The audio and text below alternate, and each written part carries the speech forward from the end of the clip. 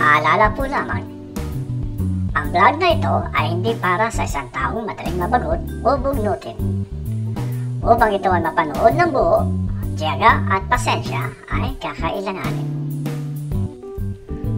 Magandang araw sa inyong lahat, aking mga padawans, lalong-lalo na sa mga subscribers natin, sa mga followers, sa aking mga mini-mentor na personal, one-to-one mentoring sessions natin. Magandang araw sa inyo. Madalas akong nakatanggap ng iba-ibang tanong na paulit-ulit at dapat lang itong masagot. Tulad na lang ng paano ako naging YouTuber at magkano naman ang kinikita ko buwan-buwan. Parang ang laki ng kita, no? At dahil dyan, sasagutin po natin ng paisa-isa yan at hindi lang yan ang katanungan na natatanggap ko halos araw-araw o linggo-linggo. Kung kaya naman, bibigyan natin yan ng katugunan o itutugunan natin yan, ano? Ngayon pa man ay nagpapasalamat ako sa ating mga subscribers na kung saan ay kasi umabot na po tayo ng 57,358, no? Hindi ko sukat nakalain na maging ganito ang bilang natin. Sa totoo nga lang ay hindi naman ako nangangarap na maging ganyan kalaki yung ating subscribers, pero gano'n pa man, salamat sa inyong suporta.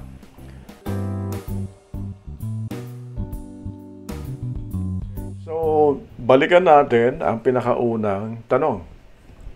Paano ako naging YouTuber o vlogger? Kung babalikan natin ang pandemic, yung lockdown mismo, ano?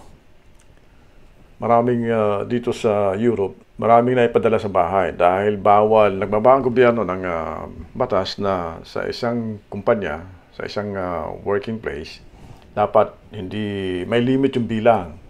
At dahil may limit yung bilang, yung mga sobra sa bilang na dapat nasa opisina o working place ay pinapadala sa bahay. Fortunate kami rito dahil yung mga pinapadala sa bahay ay merong suporta galing sa gobyerno o di kaya yung mga company na kaya magpasahod ng buo. Isa ako sa mga naipadala na sumasahod ng buo. Papasalamat tayo sa Diyos na ganun nga. Ang ginagawa ko lang araw-araw noon, naka-lockdown ako sa bahay, ay kain, tulog, tapos nood ng film. At napansin ko yung aking toolshed. Meron akong toolshed sa garden namin na medyo malaki-laki rin. At sabi ko, matagal-tagal ko na hindi naasikaso to. So inasikaso ko siya one day. At nung maasikaso ko siya, nagawa ko siya ng table doon, naayos ko lahat ng mga tools ko, mga nakatambak naming nakastack. Nakita ko, pwede akong mangalikot dito. Maganda tong lugar na to para magpalipas ng oras. During that time, naging member ako ng halos lahat ng Facebook group na tungkol sa solar. At nakikita ako na maraming Pilipino din na kumakalikot pagdating sa solar, ano? So, sinimulan ko sa isang maliit na power wall. Hanapin natin, at makikita nyo na yung pinakauna kong video ay noong pang 3 years ago, ano? Itong video na to. Yung video na yan. So, sa makatuwid, nagsimula akong mga likot dahil pampalipas oras. Hindi naman talaga plano na maging vlogger o YouTuber. Ang ko lang, mga likot ako, tapos subukan ko nga i-record para mabalikan ko at panunuuri ko yung aking ginawa. At ma-evaluate ko, Nung matapos kong ma-evaluate ang bawat video na ginagawa ko, nalilibang naman akong panoorin ang ginagawa ko, yung kinakalikot ko. Ang naisip ko naman, bakit hindi ko i-upload ito sa aking YouTube channel? Kasi ang aking YouTube channel ay matagal lang nabuo itong YouTube channel ko. Kung babalikan natin, ito ay nabuo noong November 1, 2015. Pero hindi ako gumagawa ng video noon. Yan ay para mag-login lang ako at makapag-comment sa mga gumagawa ng videos, mga YouTube content creator, ma-appreciate yung gawa nila, makapag-communicate, makapag-interact sa kanila, Yan ang purpose ko noon. Nagsimula lang talaga yung YouTube channel ko, yung lockdown, pandemic. Naging maganda ang reaction ng aking mga viewers. Hanggang sa nagkaroon ako ng subscribers, 100, pataas na pataas. At wala pang 1 taon, na-monetize yung aking channel. So yun ang aking historia kung paano ako naging YouTuber o vlogger. Wala naman talaga sa plano ko at never in my entire life na i-expect kung aabot ako ng ganyan karami na subscribers. Hindi naman talaga ako nagplano na maging YouTuber o kumita o maging vlogger, ay naging ganyan ang kinauwian. So salamat na muli sa inyong lahat. At kahit na ako ay inconsistent yung aking pag-upload, meron pa rin sa inyong marami nagsusubscribe at hindi kayo bumibitaw. So dahil dyan, saludo po ako sa inyo.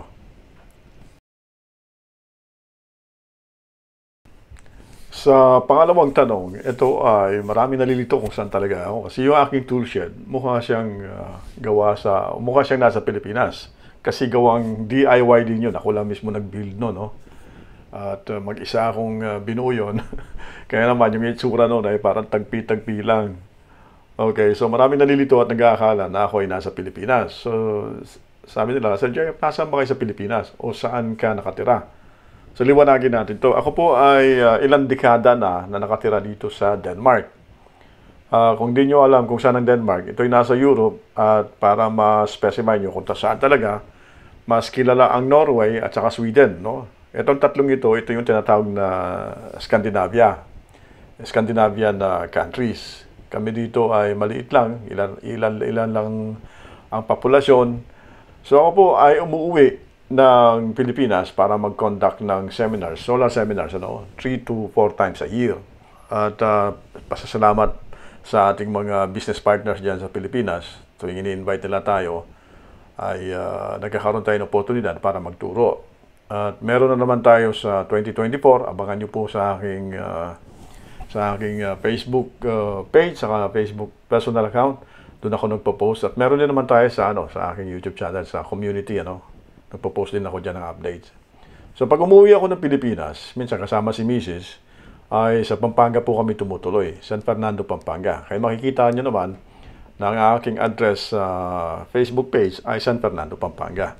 At doon kami madalas pag nasa Pilipinas kami. Although, kapag ako ay naimbitahan sa mga resource person, minsan karamihan ay nasa Cebu ako, o di kaya Tacloban, o di kaya sa Manila, o saan man ako ma-invite, At itong 2024 ay meron po tayo sa Iloilo.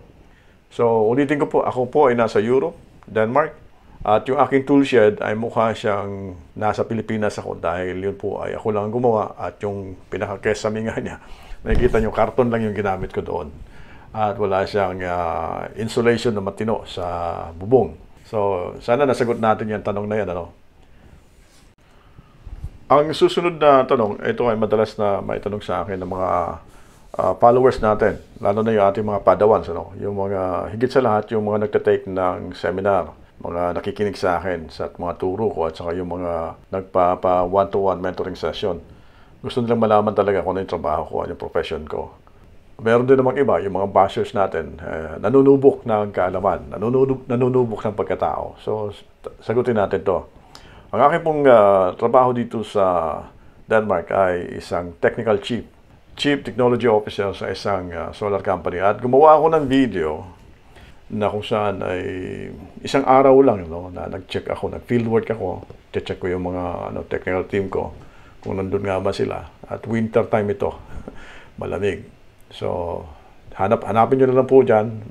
Maglalagay din ako ng link sa video description. At kung tatanungin nyo magkano ang sahod ko, hindi po ako magbibigay ng konkretong figure dahil baka ma-misunderstood na tayo ay nagmamalaki. So, ang pag-iusap ko, kayo na lang po mag-Google. I-Google nyo na lang po kung magkano ang sahod ng CTO dito sa Europe. Makikita nyo naman yan Sa US, iba din yung sahod nila. At di ko alam sa Pilipinas kung magkano. Yung tanong na yan, ay sana nasagot natin yan. At sa mga nagtatanong pa rin na ano yung ating degree, ang pagiging CTO ay may requirements. Hindi ka pwedeng magiging CTO kapag wala ka nun. At hindi lang requirements sa degree, pati na rin sa experience. Dapat meron kang deep knowledge and experience. Hindi lang sa solar PV system, kundi sa kabuuan, renewable energy. At sa katotohanan yan ay nag-aaral pa rin ako ngayon at walang katapusang pag-aaral ito. Hanggat kaya natin na mag-aral at mag-acquire ng knowledge ay gawin natin. Itong susunod na tanong ay napakarami ko natatanggap nito. Halos bawat video na may makikita silang 18650 cells o Powerwall ay tinatanong nila sa akin ito. Bakit sa JF? Bakit yan ang napili mo? Meron naman ganito, meron naman ganyan. Okay, sagutin natin to. Bakit nga ba lithium ion 18650 ang nakikita nyo sa aking mga videos? Unang-una, ang mga video na pinapanood nyo 2 years ago, yan ay pamatay oras ko noon, papalipas oras. Dahil nga lockdown, nasa bahay lang ako. Kailangan ko ng something na makalikot ko at hindi ko mamalay ng oras na lumilipas. Ang 18650 cells ay matrabaho, no? Makikita nyo sa mga pag-ano pa lang ng bus bars, paggawa ng bus bars, paggawa ng tabbing wire, no?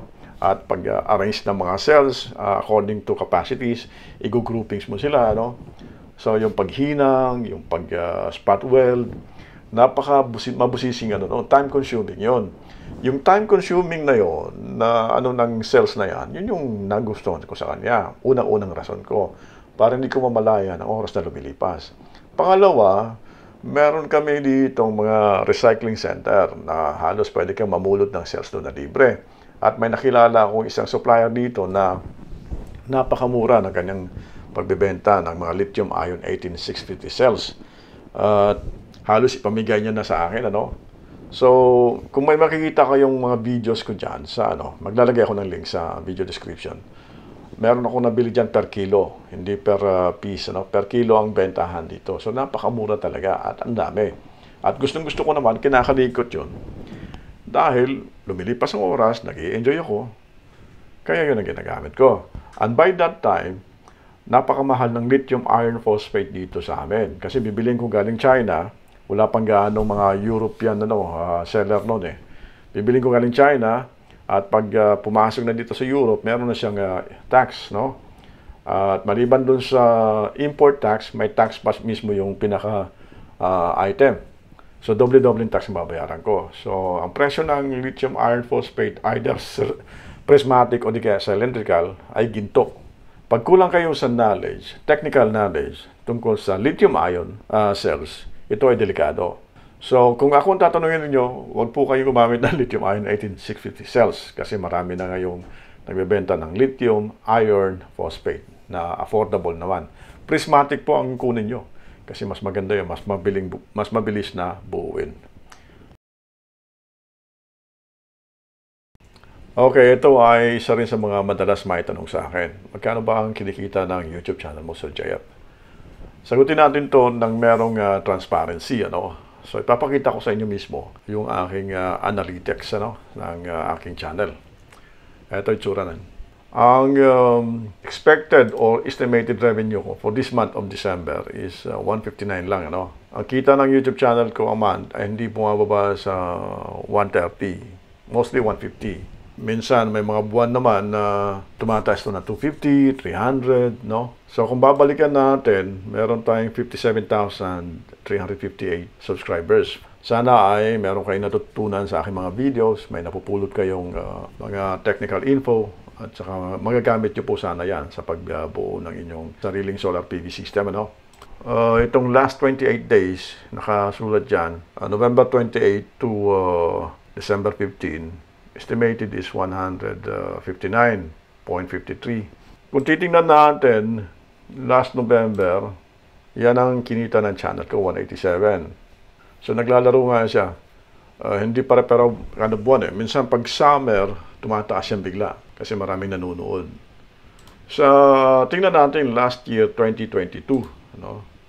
Yung last year, 2022, makikita nyo na meron tayong 2,300.77 US dollar, At ito namang year 2023 ay meron pa tayong December, nasa din yan, nasa 2,000 plus din yan, Yan ang ating expected income for the whole year. Ang tanong, saan napupunta yan? Unang-una, yung perang yan ay ginagamit ko sa mga napapanood yung reviews ng mga, kunyari, mga MPPT SCC, mga safety devices, o mga kung ano-ano man, mga wires. Yung mga yun, dyan ko kinukuha, pambili ng mga tools ko, pambili ng mga abubot, lahat-lahat yun diyan ko kinukuha. Hindi ko kinukuha sa sahod ko o anumang budget namin mag-asawa. Basta lahat ng napapanood nyo sa channel ko, maging ang setup sa lahat ng mga gamit ko sa electronics, sa electrical, mga tools, mga diyan ko kinukuha. At pangalawang pinagagamitan ko diyan ay namimigay po tayo ng tulong, no? Nag-aabot po tayo, lalong-lalo na sa mga taong malapit sa atin, nakilala talaga natin, Yun ay talagang tinutulungan natin. Hindi lang yan, nagpaparapol tayo, at pag may lumalapit sa atin na, Sir, kailangan ko po ng tulong, at kilala ko naman yung tao, hindi ako nag-atubiling magbigay ng tulong. Minsan kahit hindi lumalapit sa akin, basta naramdaman ko, na-discern ko na merong dapat tulungan yung tao, tinutulungan ko.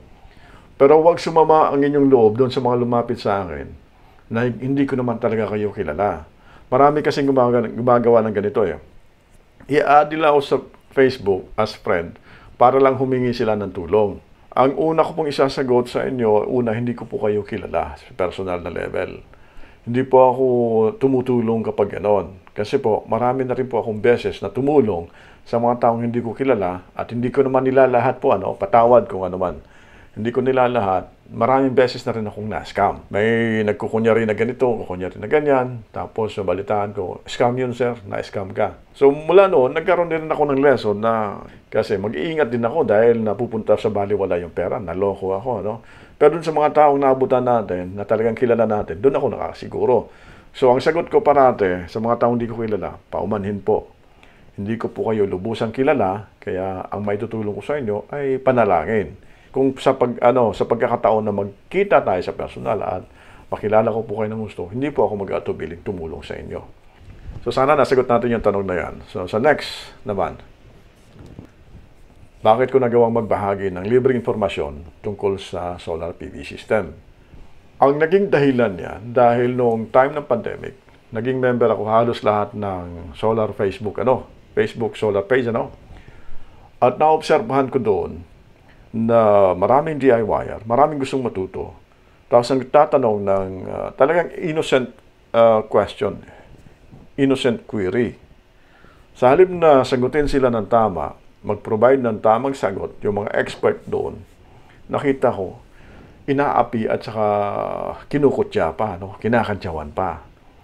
Tapos naisip ko, sa halip na ako ay magreklamo o sumaway, ba't di na lang gawin ko kung ano yung nagagawa ko? Kasi ang taong kung ano yung bagay na under his control, doon siya dapat gumalaw. Ako hindi ko naman makokontrol yung mga tao eh. Kung paano sila mag-react, paano sila magbigay ng sa mga DIYer, sa mga beginner, hindi ko sila makokontrol. Hindi ko rin sila masisisi kung ganun ang kanilang karakter. Nasa pagkatao mo yan na kung ano yung natural mo na pagkatao, lalabas yan. Sabi ko, kung ako merong ganitong kaalaman, ibahagi ko na rin lang. Kasi sa halip na mag-antay tayo kung anong magagawa natin gobyerno para sa atin, mag-antay tayo kung anong magagawa ni ganito para sa atin, tumingin tayo sa sarili natin. Ano ba yung magagawa ko patungo sa aking kapwa Pilipino? Ano yung pwede kong i-contribute na makakatulong sa kanila? Natutuwa ako na marami bumabalik sa akin. So Jayap, maraming salamat sa iyo dahil sa mga videos mo ay naging ganito ako, nakapagbuo ako ng ganyan. Yun po yung kasagutan kung bakit ako'y nagbabahagi ng libreng informasyon tungkol sa solar PV system. Para po sa mga beginner at sa DIYer, mapatnubayan sila, mabigyan sila ng tamang informasyon, lalong-lalo na higit sa lahat sa safety.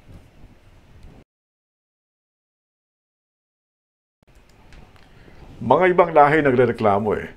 Bakit daw hindi ko gawing Bakit daw hindi ko gawing English yung aking tutorial para mas maraming viewers? Ang akin talagang hangarin ay makatulong sa aking mga kapwa Pilipino. Kaya naman ang aking tumbok ay Pinoy, kapwa ko Pinoy. Pilipinas ang tumbok ko.